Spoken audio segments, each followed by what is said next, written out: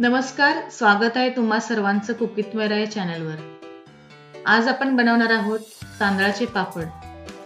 तर हे पापड अगदी सोप्या पद्धतीने घरी कसे बनवता येतील हे पाहणार आहोत। ही रेसिपी अगदी सोपी आहे। तर यासाठी लागणारे साहित्य आहे 2 कप तांदळाचे पीठ, 2 चमचे पापड खार, 1 चमचा जिरे, अर्धा चमचा मीठ। इथे मी हा 100 ml चा मेजरमेंटचा कप पिठासाठी आणि पाण्यासाठी वापरलेला आहे। त्याचबरोबर 5 ml चा चमचा पापडखारसाठी वापरलेला आहे। चला तर सुरुवात करूयात। सर्वप्रथम एक भांडे गरम करायला ठेवावे। त्यात 2 कप पाणी ओतावे। या पाण्याला एकदा उकळी यायला चालू झाली की त्यात जिरे, पापडखार आणि मीठ टाकावे आणि एका पळीने हे सर्व व्यवस्थित मिक्स करून घ्यावे, जेणेकरून पापडखार आणि मीठ पाण्यात व्यवस्थित विरघळेल। आता गॅस बंद करावा आणि 2 कप तांदळाचे पीठ घालावे। इथे मी पीठ मोजून टाकत आहे, ज्यामुळे तुम्हाला लक्षात येईल। आता पळीने हे मिश्रण व्यवस्थित मिक्स करून घ्या आणि झाकण ठेवून 5 मिनिटे असेच राहू द्या। आता 5 मिनिटांनंतर ही उकड एका ताटात काढून गरम असतानाच त्याचे उंडे बनवून घ्या आणि एका छिद्र असलेल्या प्लेटमध्ये ठेवून ते आपण उकडून घेणार आहोत।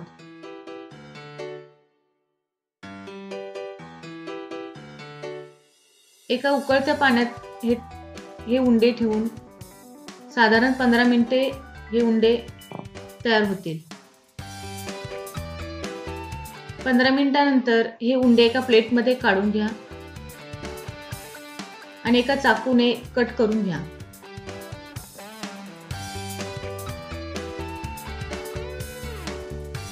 एका वाटीने हे उकडलेले पीठ व्यवस्थित मळून घ्या।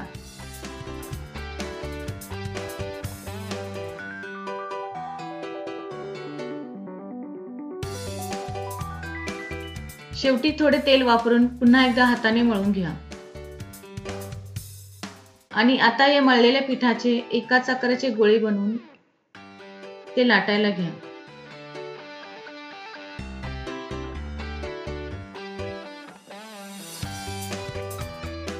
पापड बनवण्याकरता तुम्ही पापड मेकर वापरलात तर खूपच छान।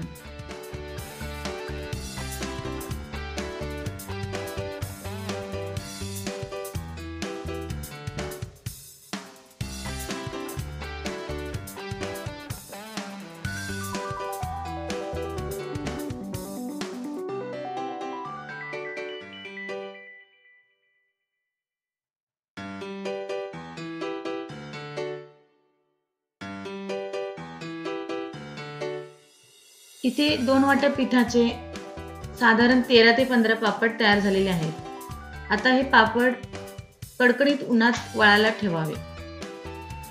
साधारण 2 ते 3 दिवसात हे पापड छान वाळतात आणि आता तुम्हाला मी हा पापड तळून दाखवणार आहे।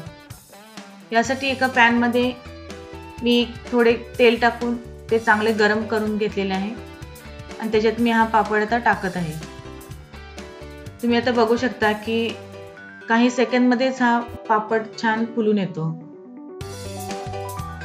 ही पापडची रेसिपी तुम्ही तुमच्या घरी बनवा आणि आवडल्यास कमेंट लिहायला विसरू नका। पुन्हा भेटणार आहोत अशाच एका रेसिपी सोबत। तोपर्यंत धन्यवाद।